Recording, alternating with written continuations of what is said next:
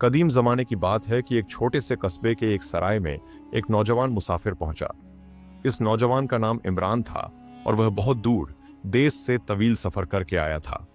अभी इसने अपना निस्फ सफर भी मुकम्मल नहीं किया था कि रात के साये ने रास्ता घेर लिया। इसी कस्बे के एक छोटे से सराय में इसने ठहरने का फैसला किया। इसी सराय में इसकी मुलाकात एक बुजुर्ग शख्स से हुई जिसका नाम शेख अब्दुल रहीम था। इत्तेफाकन वह भी उसी गांव की तरफ जा रहा था जो इमरान की मंजिल थी। यूं तकदीर ने दोनों को एक ही रास्ते पर ला खड़ा किया। उस जमाने में लोग प्यादा या बैलगाड़ियों पर इंतहाई तवील फासले तय किया करते थे और सफर में दिन रात की मेहनत मामूल थी। इत्तेफाका से इमरान और शेख अब्दुल रहीम एक ही वक्त में खाने के लिए बैठ गए। बातों ही बातों में शेख को मालूम हुआ कि इमरान भी उसी गांव की तरफ जा रहा है जहां वह खुद रहाइश रखता था। इमरान अपने अजीज रिश्तेदार अब्दुल कादिर से मुलाकात के लिए जा रहा था। शेख ने खुश दिली से कहा, बरखुरदार, तुम भी चांद नगर जा रहे हो और मैं तो चांद नगर का ही रहने वाला हूँ। तुम किसके घर जा रहे हो? इमरान ने बताया, मैं अब्दुल कादिर साहब के घर जा रहा हूँ जो आपके गांव में रहते हैं। शेख अब्दुल रहीम की खुशी दीदनी थी और उन्होंने फौरन कहा, बरखुरदार, अभी हमारा सफर बहुत तवील है और हमें भी प्यादा ही सफर तय करना है। क्यों ना हम यह सफर साथ साथ तय करें? इमरान ने यह सुनकर मुस्कुराकर जवाब दिया, बुजुर्गवार, जब हमारा सफर एक साथ होना है और मंजिल भी एक ही है तो सफर में भी हमें साथ होना चाहिए। उस रात उन्होंने खुशगवारी और बातों में गुजारी और फिर आराम के लिए सो गए। अगले दिन सुबह का नाश्ता किया और सफर शुरू करने से पहले बाजार से कुछ खाने पीने का सामान खरीदा, फिर रवाना हो गए। सफर के आगाज से पहले इमरान ने कहा, बुजुर्गवार, मेरी एक बात सुन लीजिए। शेख अब्दुल रहीम ने चौंक कर पूछा, क्या बात है बरखुरदार? इमरान ने मुस्कुराकर कहा, अगर आप मेरे हमसफर बनना चाहते हैं तो मेरी एक शर्त है। शेख ने हैरानी से पूछा, कैसी शर्त? इमरान ने जवाब दिया, सफर के दौरान जो भी मैं अमल करूं या जो भी कर लूं, आप मुझसे इस बारे में कोई सवाल नहीं करेंगे, न हैरान होंगे और न तजस्सुस करेंगे। शेख अब्दुल रहीम चंद लम्हे खामोश रहे, फिर बोले, ठीक है मियाँ, अगर आप चाहते हैं तो मैं इसी शर्त पर आपका हमसफर बनूंगा। यूं दोनों ने साथ सफर का आगाज किया। प्यादा चलते चलते दोपहर का वक्त हो गया और थकन बढ़ गई। दोनों ने फैसला किया कि किसी घने और सायेदार दरख्त के नीचे बैठकर थकन दूर करें। एक खूबसूरत दरख्त मिला और वह उसके नीचे आराम करने लगे। दोनों को भूख भी जोरों की लग रही थी। दोनों ने अपना अपना खाना निकाला। शेख ने कहा, चलो भाई मियाँ, बिस्मिल्लाह पढ़कर खाना शुरू करते हैं। इमरान ने कहा, बुजुर्गवार, जरा रुकिए। शेख ने हैरानी से पूछा, क्या हुआ? इमरान ने अपने सामान में से एक छतरी निकाली और उसे खोल दिया। बाएं हाथ में छतरी पकड़ी और दाएं हाथ से खाना शुरू कर दिया। शेख अब्दुल रहीम चौंक गए और दिल ही दिल में सोचने लगे कि यह नौजवान कैसा अजीब है। हम तो एक सायेदार दरख्त के नीचे बैठे हैं, फिर भी छतरी खोल दी। लेकिन अचानक शेख को इमरान की शर्त याद आई और वह सिर्फ सर हिलाकर खामोश रहे। इमरान ने शेख अब्दुल रहीम की तरफ देखकर कहा, बुजुर्गवार, आपने वादा किया था कि सफर के दौरान आप मुझसे किसी भी बात पर सवाल नहीं करेंगे, लिहाजा अब हमारे रास्ते जुदा हैं। शेख अब्दुल रहीम ने इमरान की नाराजगी महसूस की और फौरन कहा, अरे अरे मियाँ, मुझसे गलती हो गई। आप बिला शुबा इस बारे में जवाब न दें, मगर अब मैं वादा करता हूं कि अब कोई सवाल नहीं करूंगा। इमरान ने उसे घूर कर देखा और फिर खामोशी के साथ खाना खाने लगा। शेख अब्दुल रहीम ने भी खाना शुरू किया। इमरान ने बाएं हाथ में छतरी पकड़ी रखी और दाएं हाथ से खाना खा रहा था। दोनों छतरी के नीचे बैठकर खाना खा रहे थे। खाने के बाद दोनों ने खुदा का शुक्र अदा किया, छतरी बंद करके अपने सामान में रख दी और थोड़ी देर आराम करने के बाद दोबारा सफर की राह ली। प्यादा चलते चलते शाम हो गई और रात के अंधेरों ने रास्ता छुपा दिया। रात के वक्त रास्ता नजर नहीं आ रहा था और कहीं भी जानवर, सांप या बिच्छू हमला कर सकता था, लिहाजा दोनों ने फैसला किया कि वह इसी जगह रात गुजारेंगे। शेख अब्दुल रहीम सफर की थकन से चूर हो चुके थे। वह एक दरख्त के नीचे बैठ गए और तने के साथ टेक लगाई। कहा, चलो इमरान, तुम भी इसी तने के साथ आराम कर लो। यहाँ कुछ देर नींद पूरी कर लेते हैं, फिर सफर दोबारा शुरू करेंगे। लेकिन इमरान ने कहा, बड़े मियाँ, ये तरीका दुरुस्त नहीं। शेख अब्दुल रहीम हैरान होकर पूछे, फिर कैसे मियाँ? इमरान ने कहा, हमें कोई ऐसा दरख्त तलाश करना होगा जिसके तने पर हम दोनों आराम से लेट सकें और टहनी इतनी मजबूत हो कि हमारा वजन सह सके। वहां रात आराम से गुजर जाएगी। शेख अब्दुल रहीम बहुत हैरान हुए। अभी वह इमरान से सवाल करने वाले थे कि यह दरख्त क्यों, मगर दिल ही दिल में खामोश हो गए। इमरान ने शेख अब्दुल रहीम को एक दरख्त के नीचे बिठाया और खुद ऐसे दरख्त की तलाश में निकल गया जिस पर दोनों आराम से रात गुजार सकें।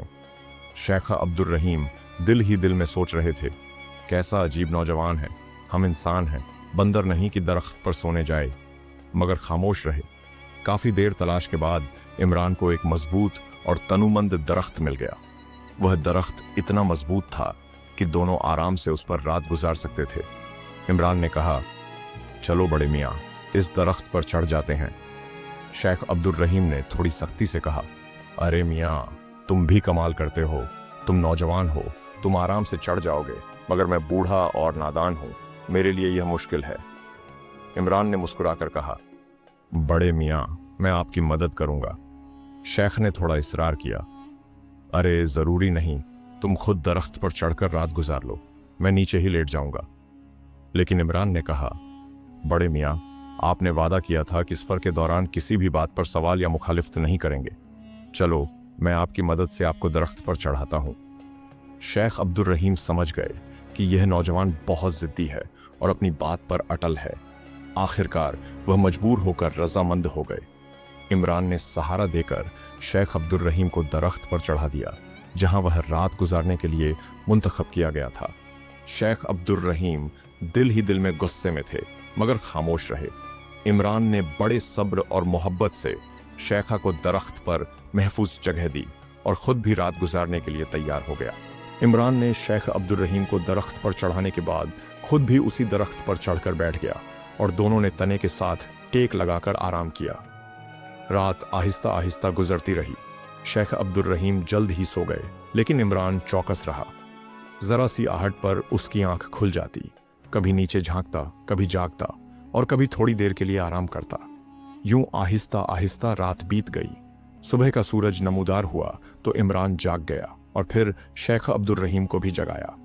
दरख्त से नीचे उतरते हुए इमरान ने शेखर की मदद की। नीचे बैठकर दोनों ने पिछली रात की बची हुई रोटी खाई और फिर दोबारा सफर पर रवाना हो गए।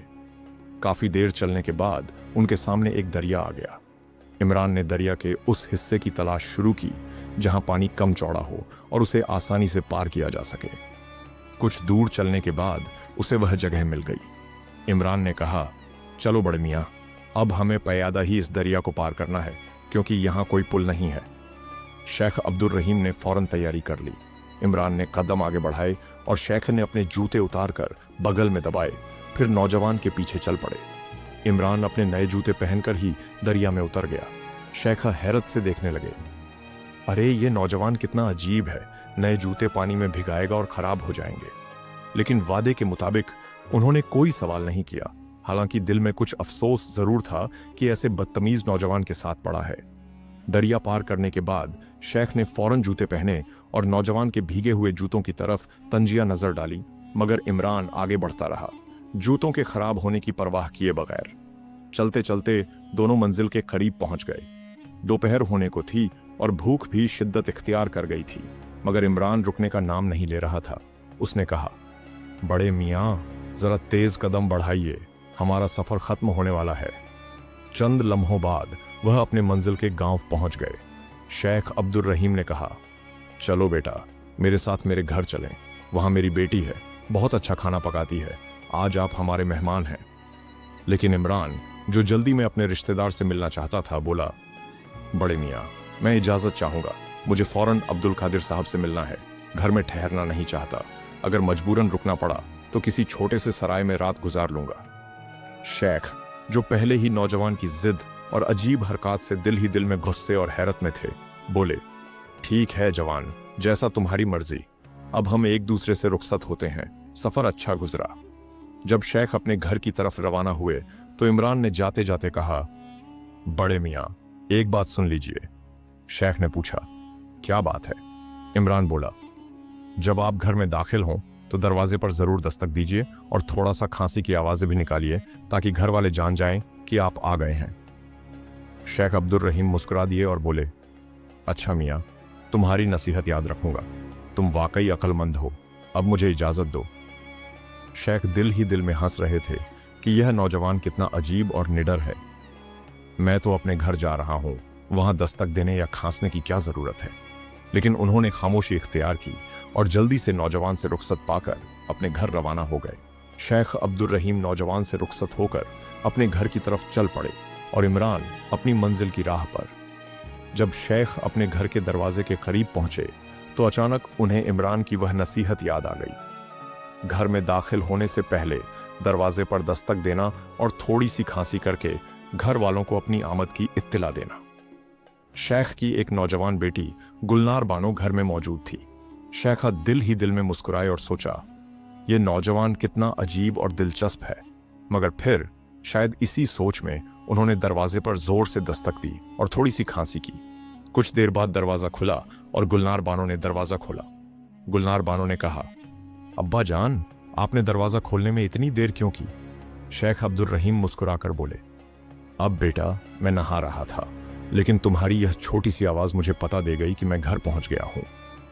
गुलनार बानो फौरन सहन में चारपाई बिछाते हुए बोली, अब्बा जान, क्या हुआ? शेख अब्दुल रहीम ने अपनी बेटी को रास्ते में मिलने वाले एक अजीब नौजवान की कहानी सुनाना शुरू की, जो उनका हमसफर बन गया था। शुरू से आखिर तक वह सारा किस्सा बता दिया। गुलनार बानो बड़ी दिलचस्पी से अपने बाप की बातें सुन रही थी। नौजवान की होशियारी और दानाई ने उसे बहुत मुतासिर किया। वह बहुत ज़हीन और समझदार लड़की थी। आखिर में उसने पूछा, अब्बा जान, वह नौजवान कहाँ गया? शेख ने बताया कि वह अपने किसी रिश्तेदार के घर गया और रात गुजारनी पड़ी तो किसी सराय में गुजारेगा, मगर रिश्तेदार के घर नहीं ठहरेगा। लड़की सोच में पड़ गई और बोली, अब्बा जान, अगर मैं कुछ कहूं तो बुरा न माने। शेख अब्दुल रहीम हंसकर बोले, नहीं बेटी, तुम कहो, मैं तुम्हें बुरा नहीं मानूंगा। मुझे मालूम है तुम बहुत समझदार हो। लड़की बोली, अब्बा जान, वह नौजवान बेवकूफ नहीं बल्कि बहुत समझदार है। शेख ने हैरानी से पूछा, समझदार? वह कैसे? लड़की ने कहा, अब्बा जान, आपने बताया कि आप दोपहर के वक्त एक दरख्त के नीचे बैठे और खाना खाया। इतना साया होने के बावजूद भी नौजवान ने छतरी खोल दी। शेख ने कहा, हाँ बेटा, यह तो वाकई अजीब बात थी। हम तो घने सायेदार दरख्त के नीचे बैठे थे, फिर भी छतरी खोलना क्यों? लड़की बोली, अब्बा जान, ये बेवकूफ़ी नहीं बल्कि अक्लमंदी थी। आप दरख्त के नीचे बैठकर अल्लाह पाक का रिज्क खा रहे थे और आप जानते हैं कि दरख्त के ऊपर बहुत सी परिंदियां और चिड़ियां होती हैं। अगर कोई परिंदा आपके खाने पर अपना पचका फेंक देता या लिबास खराब कर देता तो आपका खाना जाय हो जाता। इसीलिए नौजवान ने छतरी खोल रखी थी। शेख अब्दुल रहीम यह सुनकर हैरान रह गए। हाँ बेटा, तुमने वाकई बात बिल्कुल सही बताई, लेकिन देखो, हम किसी दरख्त के नीचे बैठकर भी रात गुजार सकते थे, मगर उस नौजवान ने मुझे खतरनाक दरख्त पर चढ़ाया। लड़की बोली, अब्बा जान, मैं फिर कहती हूँ, वह नौजवान बेवकूफ़ नहीं बल्कि बहुत समझदार था। आप जानते हैं कि आप खतरनाक जंगल में सफ़र कर रहे थे, जहाँ दरिंदे और ख़तरनाक जानवर रहते हैं। अगर रात के वक्त आप सो रहे होते तो कोई भी दरिंदा हमला कर सकता था और आपकी जान को खतरा हो सकता था। इसीलिए नौजवान ने अक्लमंदी का मुजाहिरा किया और दरख्त पर चढ़कर रात गुजारने को तरजीह दी। शेख अब्दुल रहीम ने दिल ही दिल में सोचा, यह नौजवान वाकई अजीब, निडर और हिकमत वाला है। शेख अब्दुल रहीम ने अपनी बेटी गुलनार बानो की बातें सुनकर सोचा, वाकई यह नौजवान बहुत समझदार था। फिर मुस्कुराकर बोले, बेटी, लेकिन तुम्हें यह मानना पड़ेगा कि मैंने अपनी जिंदगी में इतना अजीब और निडर इंसान कभी नहीं देखा। नए जूते पानी में भिगो दिए, जबकि हम सिर्फ प्यादा दरिया पार कर रहे थे। ये तो वाकई कुछ अजीब है। गुलनार बानो बोली, अब्बा जान, यह भी अक्लमंदी है। जूते इंसान की जान से ज्यादा कीमती नहीं होते, इसलिए नौजवान ने अपने जूते उतारने की बजाय पानी में भीगने दिया। शेख अब्दुल रहीम ने दिल ही दिल में सोचा और कहा, हाँ बेटी, वाकई वह नौजवान बहुत होशियार और समझदार था। गुलनार बानो बोली, अब्बा जान, कल रात के खाने पर आप उसे अपने घर जरूर बुलाइए। शेख ने जवाब दिया, बेटी, मुझे क्या मालूम कि वह अभी भी अब्दुल कदीर साहब के घर है या रवाना हो गया है। लड़की ने कहा, अब्बा जान, उसने कहा था ना कि अगर रात गुजारनी पड़ी तो किसी सराय में गुजारेगा। आप सुबह जाकर उसे खाने की दावत दे आई। देखिए, वह हमारे गांव का मेहमान है, आप उसे दावत जरूर दें। शेख अब्दुल रहीम, जो पहले ही अपनी बेटी की अगलव फहम पर खुश थे, मुस्कुरा दिए और बोले, जरूर बेटी, मैं सुबह सराय जरूर जाऊंगा और उसे कल शाम के खाने की दावत दूंगा। सुबह होते ही शेख अब्दुल रहीम सराय की तरफ रवाना हो गए। गांव में एक ही पुरानी छोटी सराय थी और उन्हें नौजवान को ढूंढने में कोई मुश्किल न हुई। नौजवान इमरान अपने रिश्तेदार के घर जाने की तैयारी कर रहा था। शेखा की आमद देखकर इमरान खुश हुआ और शेखा ने उसे रात के खाने की दावत दी। नौजवान ने शुक्र अदा किया और माजरत के साथ कहा, अब्बा जान, मैं जल्दी में हूं और मैं सिर्फ आपकी बेटी की ख्वाहिश के लिए आया हूं। शेख अब्दुर रहीम बोले, बेटा, यह मेरी नहीं बल्कि मेरी बेटी की ख्वाहिश है कि आप हमारे गांव के मेहमान हैं, इसलिए एक बार जरूर हमारे घर आइए, फिर रात चाहे सराय में गुजार लें और सुबह वापस अपने घर चले जाएं। नौजवान ने खुशदिली से दावत कबूल कर ली। शेख अब्दुर रहीम खुश होकर घर वापस आए और अपनी बेटी गुलनार बानो को बताया कि नौजवान ने दावत कबूल कर ली है। गुलनार बानो शाम के खाने की तैयारी में मसरूफ हो गई। अच्छा सा सालन बनाया और रोटियां तैयार कीं। रात के वक्त इमरान उनके घर पहुंच गया। शेख ने दरवाजा खोला, इज्जत एहतराम के साथ उसे अंदर बुलाया और खाने में बिठाया। पर्दा भी डाला गया ताकि आराम से खाना खाया जा सके। घर में एक जज्बाती मुलाजिम भी मौजूद था जो खाने की सर्विस के लिए तैयार था। शेख अब्दुर रहीम और इमरान मुख्तलिफ मौज़ूआत पर बातें करते रहे, मगर शेख ने अपनी बेटी के सामने नौजवान की अक़ल और समझ पर कभी किसी किस्म का इशारा नहीं दिया।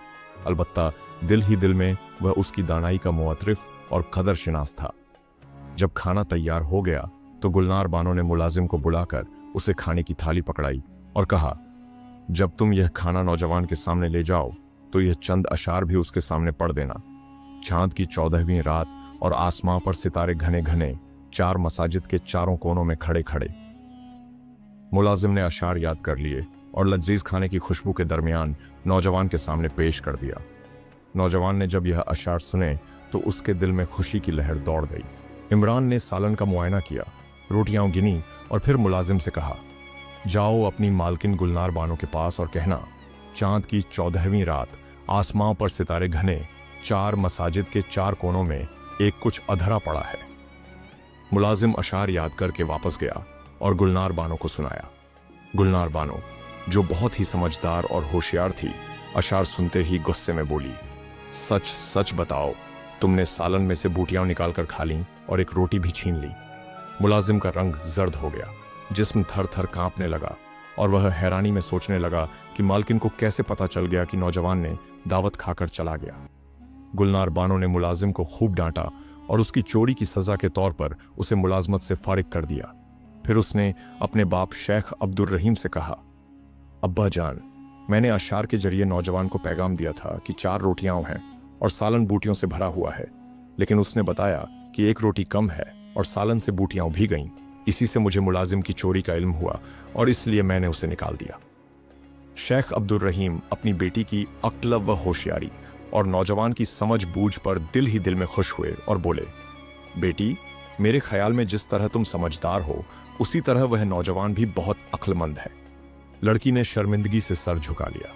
शेख अब्दुर रहीम बोले, बेटा, मेरे ख्याल में तुम्हारे लिए उससे बेहतर और समझदार लड़का कोई नहीं हो सकता। अगर तुम उसे कबूल कर लो तो क्या मैं उससे बात करूं? गुलनार बानो ने शर्मिंदगी से कहा, अब्बा जान, जैसे आपकी मर्जी। शेख अब्दुर रहीम फौरन सराय की तरफ दौड़ पड़े। नौजवान इमरान के पास पहुंचे और कहा, नौजवान, मेरी एक ही बेटी है और मेरे पास जो कुछ भी है वह उसी का है। तुम्हारी नीयत, अकल, समझदारी और शराफत ने मुझे बहुत मुतासिर किया है। अगर तुम बुरा ना मानो तो मैं तुम्हें अपनी जिंदगी का हिस्सा बनाना चाहता हूं। अपने वालिदैन के साथ मेरे घर आ जाओ। इमरान, जो पहले ही गुलनार बानो के लजीज खाने और उसकी अक्लमंदी से बहुत मुतासिर हो चुका था, फौरन रजामंद हुआ और वादा किया कि वह अपने वालिदैन को लेकर आएगा। चंद रोज बाद वादे के मुताबिक इमरान अपने वालिदैन के साथ गुलनार बानो के घर पहुंच गया। दोनों की बात तय हो गई और कुछ दिन बाद धूमधाम से गुलनार बानो की शादी इस अक्लमंद नौजवान इमरान से हो गई। दोनों ने अपनी जिंदगी खुशी, मोहब्बत और समझदारी से भरपूर गुजारी। दोस्तों, उम्मीद है कि आज की यह कहानी आपको पसंद आई होगी। अगर यह वीडियो अच्छी लगी हो तो अपने तासुरात कमेंट्स में ज़रूर शेयर कीजिए। हमारे चैनल को सब्सक्राइब करना ना भूलें। वीडियो देखने का बहुत शुक्रिया।